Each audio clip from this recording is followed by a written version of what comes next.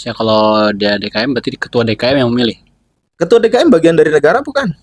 bukan? Nah, itu dia Oke, masalahnya. oke. Diberikan zakat fitrah atau bagian dari zakat fitrah itu sebagai upah.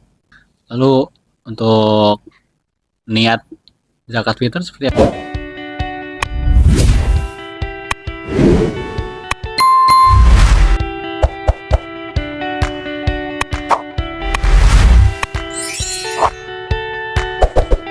Jadi intinya itulah tadi saya bilang, kalau mau mengasih ke amil zakat, ya saya berharap juga amil zakat juga benar-benar tahu ya. Ya. Maksudnya panitia zakat itu, apalagi panitia zakat zaman sekarang ya, harusnya benar-benar tahu dan benar-benar mendata orang ini berhak menerima. Gitu loh bahasanya. Tapi kalau kita mau mengasihkan ke sendiri ke penerima zakat gitu, ya kita harus benar-benar tahu berhak nggak orang ini menerima zakat. Nah, kurang lebihnya seperti itu deh. Misalnya kalau di panitia nih, panitia dia juga bisa dibilang fakir miskin ya kan. Cuman dia ditunjuk sebagai panitia misalnya gitu kan. Nah, dia panitia, dia fakir miskin, dia berhak nggak untuk menerima zakat tersebut? Ya berhak dong. Berhak. Nah, kalau dia fakir atau miskin sudah jelas, dia nggak usah pakai ngomong yang panitia juga berhak gitu bahasanya. Nah, cuman masalahnya kan ya kalau kamu nanyanya kalau dia posisinya fakir atau miskin berhak atau enggak, ya sudah berhak dong. Tapi kalau amilnya itu sendiri, berhak nggak itu? Panitianya, panitia zakat gitu ya, berhak apa enggak? Nah, kita bahas amilnya. Kita bahas panitia zakat atau amil zakat. Kalau sesuai dengan 8 golongan asnaf yang berhak menerima zakat, amil itu salah satunya. Amil itu salah satunya. Tapi pertanyaannya, bagaimana dengan amil atau panitia zakat yang seperti sekarang-sekarang ini ada, yang dibentuk di DKM masjid, musola gitu. Apakah dia termasuk amil zakat yang berhak menerima zakat seperti amil yang disebutkan oleh dalam 8 golongan asnaf atau 8 golongan penerima zakat? Kan seperti itu. Jawabannya adalah menurut para ulama. Nah, ini saya harus mengutip nih. Ada di pembahasan di kitab Haisyah Al-Bajuri, ya, syarahnya kitab Fathul Qarib. Terus ada juga di kitab Mirqatul Suudi. Itu ala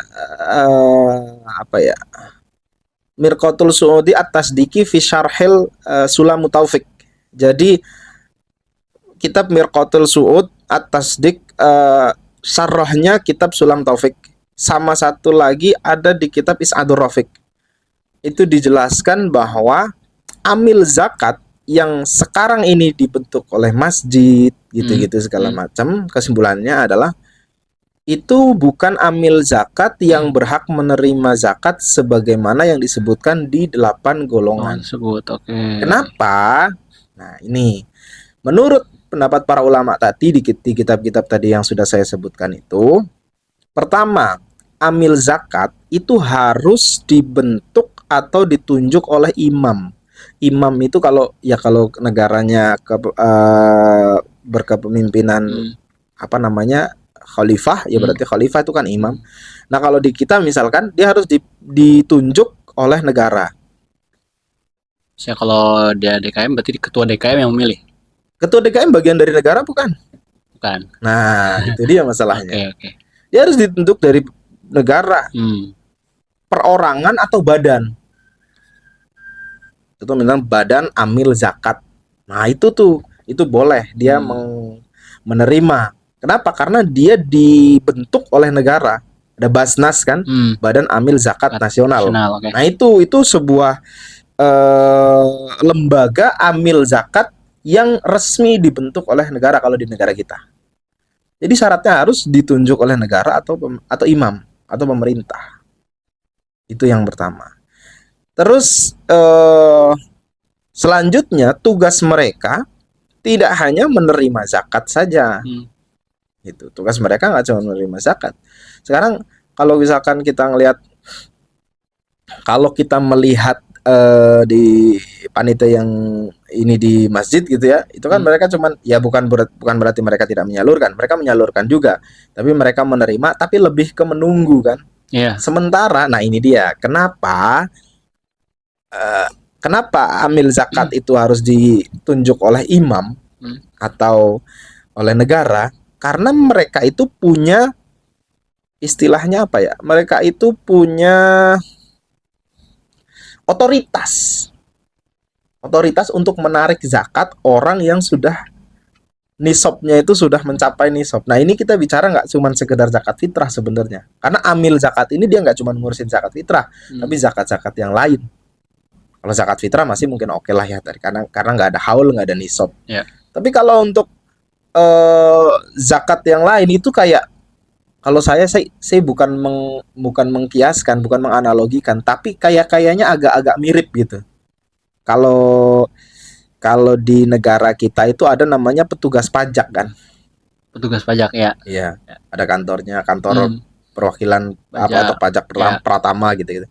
Petugas pajak, mereka tugasnya tuh narik pajak. Ini kamu udah wajib pajak nih, kamu harus ditarik, harus begini. Nah, kalau di saya penggambaran di negara yang memang tidak menerapkan pajak atau mengisi baitul malnya dengan zakat, intinya dia menerapkan syariat Islam, ya kan? Ya kan, baitul malnya diambil dari zakat kan. Itu mereka tuh kayak petugas pajak, jadi punya otoritas. Kamu nih misalkan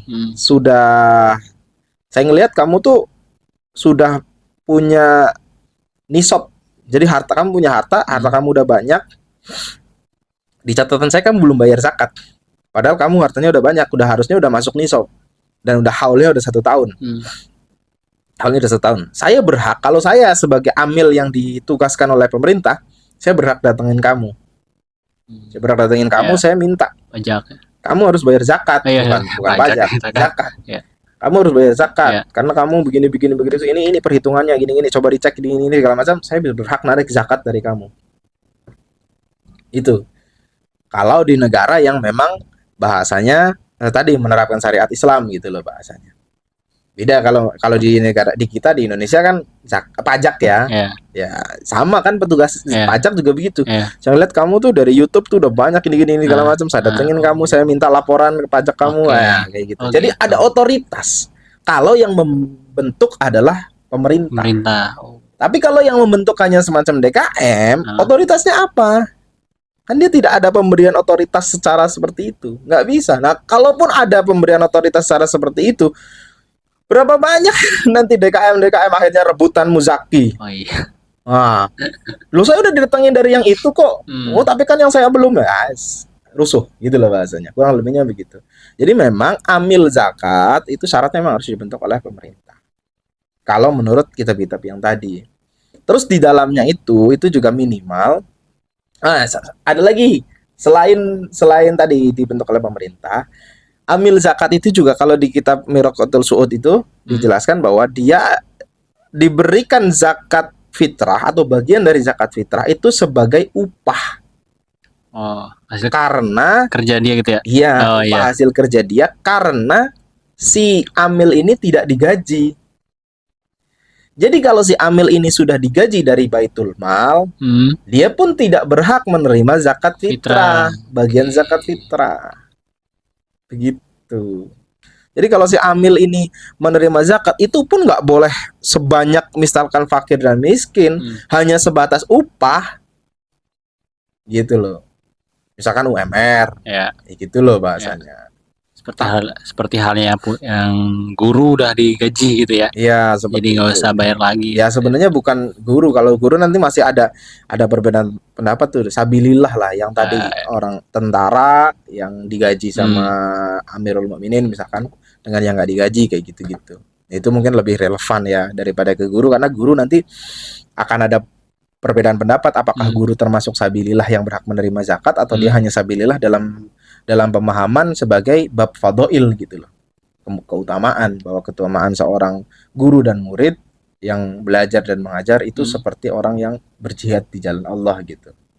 Nah, itu nanti akan ada perbedaan pendapat di situ gitu. Kurang lebihnya begitu. Jadi balik lagi tadi ke amil zakat. Jadi amil zakat itu yang pun kalau dia menerima zakat fitrah itu hanya sifatnya sebagai upah. Kalau dia tidak mendapatkan gaji atau upah dari Baitul Mal. Kalau dia sudah menerima upah dari Baitul Mal, maka tidak wajib lagi menerima zakat, tidak boleh lagi menerima bagian dari zakat fitrah. Ya bukan cuma zakat fitrah, bagian daripada zakat. Gitu loh bahasanya. Nah, terus kemudian di dalam amil ini, ya amil ini memang bisa perorangan. Tapi bisa juga sebuah badan. Artinya dia ada kestrukturan. Dia nggak cuma satu orang gitu. Ya bisa jadi sih kerjaan ini dikerjakan satu orang bisa, tapi kan agak berat. Tapi kalau misalkan ini sebuah badan, ya dia intinya dia harus ada. Kalau di kitab Al-Bajuri itu ada namanya sa'i yang menarik zakat. Berarti ada bagian-bagiannya ya. Iya, ada bagian-bagian. Tugas masing-masing gitu berarti. Nah, Ya. jadi petugas itu ada yang petugas penarik zakat atau sa'i. Terus nanti ada yang bagian katib. Katib itu mencatat penerimaan, mencatat pengeluaran gitu kan. Penerimaan zakat, pengeluaran zakat itu harus ada bagiannya. Terus nanti ada namanya qasim. Qasim itu yang membagikan zakat. Nah, sebelum qasim ada yang namanya hasyir. Hasyir ini orang yang mengumpulkan mustahik zakat atau orang-orang yang berhak menerima zakat. Tentunya juga termasuk yang kemarin kamu tanya, menganalisis apakah orang ini tuh benar-benar mustahik atau tidak. Ngecek ini benar fakir, miskin, atau yang lain-lain. Jadi datanya harusnya pasti. Nah, kalau di kitab Is'adur Rafiq itu malah justru lebih banyak lagi.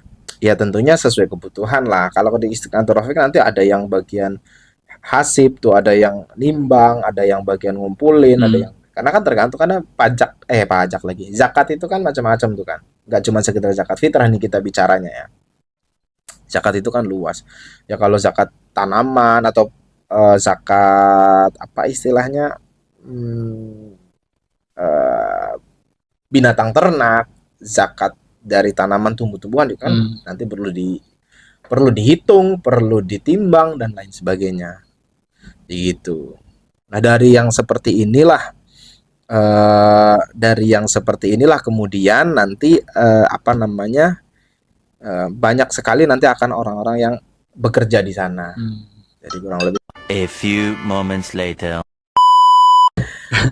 Oke, jadi begitu tentang amil zakat. Jadi bahasanya menurut pendapat para ulama itu tadi bahwa amil zakat yang sekarang dibentuk di masjid-masjid itu secara syar'i bukan termasuk amil zakat yang disebutkan dalam 8 asnaf tadi. Jadi seperti itu tentang amil zakat yang sekarang dibentuk ya, sekarang dibentuk di masjid-masjid atau di musola-musola, di kampung-kampung gitu. Yang menurut pendapat para ulama itu bukan termasuk amil zakat yang seperti di secara syariat yang berhak menerima zakat yang ada di dalam 8 golongan itu. Nah, jadi seperti itulah. Terus bagaimana pertanyaannya, apakah boleh nggak bikin panitia atau amil zakat seperti itu? Jawabannya boleh-boleh aja. Boleh aja kalau memang mau istilahnya membuat panitia zakat seperti itu di masjid atau di musola gitu ya, untuk membantu masyarakat lah gitu istilahnya. Cuman bahasanya tadi karena memang tidak masuk seperti amil yang disebutkan oleh syariat, maka ya resikonya ya kerja sukarela, bukan yang bahasanya tadi harus berhak menerima zakat juga, gitu bahasanya. Lalu untuk niat zakat fitrah seperti apa, Pak? Kalau niat zakat fitrah sama seperti ibadah-ibadah yang lain, bahwa niat itu tempatnya di hati. Niat itu tempatnya di hati. Terus kemudian lafdun niat itu menurut mazhab kita itu adalah sunnah, melafadzkan niat. Sunnah ya. Jadi kalau ditanya bagaimana cara niat zakat fitrah ya di hati. Ya niatnya adalah saya niat mengeluarkan zakat fitrah misalkan untuk diri saya sendiri, atau untuk istri saya, atau untuk anak saya, anak laki-laki, anak perempuan, atau saya niat mengeluarkan zakat fitrah untuk orang-orang yang saya tanggung nafkahnya. Gitu. Sudah selesai kalau masalah niat gitu ya. Tapi terus kemudian misalkan eh apa namanya, orang kemudian kan, oh ini niatnya harus begini, harus begitu. Nah, Ya. itu kan sebetulnya kan lafdun niat. Yang nggak harus begitu juga nggak apa-apa. Nggak harus begitu nggak apa-apa. Yang penting kita, kalau balik lagi kita di wajibnya niat itu di hati. Pokoknya itu dulu. Wajibnya niat di hati. Masalah lafdun niat mau dilafatkan boleh. Sunnah itu ya. Soalnya sunnah gitu. Apalagi harus megang beras misalkan begitu. Ya, sebagai merasa Saya disalib. saya sih belum pernah ini ya Nah. gitu. Tapi saya belum, jujur aja, kalau untuk itu saya belum pernah menemukan tata cara harus seperti itu, harus ya, dengan tanda kutip harus. Kalau mungkin ada keutamaan atau apa ya, saya juga belum ketemu. Tapi kalau harus salaman, harus pegang berasnya, harus ini. Ya yang jelas kita mengeluarkan zakat fitrah, saya sudah siapkan, misalkan bayar beras, saya niat dalam hati, saya mau mengeluarkan zakat fitrah untuk saya, istri saya, anak saya, atau mungkin untuk semua orang-orang yang saya tanggung nafkahnya, ya karena Allah Ta'ala, udah selesai, dikasihkan aja. Selesai seperti itu. Adapun lafdul niat misalkan yang orang kenal, misalkan nawaitu an ukhrija zakatal fitri anni lillahi ta'ala gitu kan. Ya, artinya kan sebenarnya sama. Nawaitu saya berniat an ukhrija zakatal fitri, mengeluarkan zakat fitrah dari saya gitu kan. Atau misalkan dari istri ya an zaujati gitu kan, atau an waladi berarti dari anak-anak saya, atau misalkan dari anak perempuan saya an binti, an ibni gitu kan, lillahi ta'ala. Atau yang tadi saya bilang dari orang-orang an jami'i ma yalzamuni nafaqatahum syar'an fardlillahi ta'ala. Jadi dari semua orang-orang yang saya tanggung nafkahnya secara syariat. Nah, misalkan seperti itu. Ya itu kan lafdun niat aja sebetulnya. Harus disebutkan apa enggak? Enggak. Enggak wajib maksudnya. Enggak wajib. Mau disebutkan ya nggak apa-apa. Nawaitu an ukhrija zakatal fitri anni wa an jami'i